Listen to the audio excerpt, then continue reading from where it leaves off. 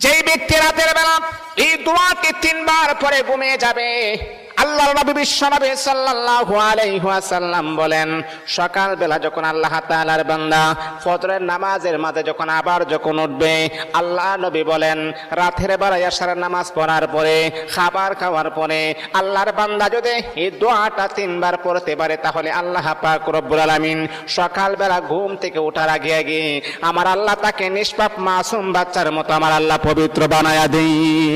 দোয়াটা সবাই আমরা জানি, আমরা সবাই কিন্তু দোয়াটা জানি, কিন্তু আমরা আমল করি না। দোয়াটা হলো আস্তাগফিরুল্লাহাল্লাযী লা ইলাহা ইল্লা হুয়াল হাইয়ুল কাইয়্যুম ওয়া আতুবু ইলাইহি লা হাওলা ওয়ালা কুওয়াতা ইল্লা বিল্লাহিল আলিয়্যিল আযীম। 3 বার যদি আপনি পড়তে পারি, ইনশাআল্লাহ আল্লাহ পাক রব্বুল আলামিন আমার আপনার জীবনের সমস্ত গুনাহগুলোকে আমার আল্লাহ ক্ষমা করে দিবে।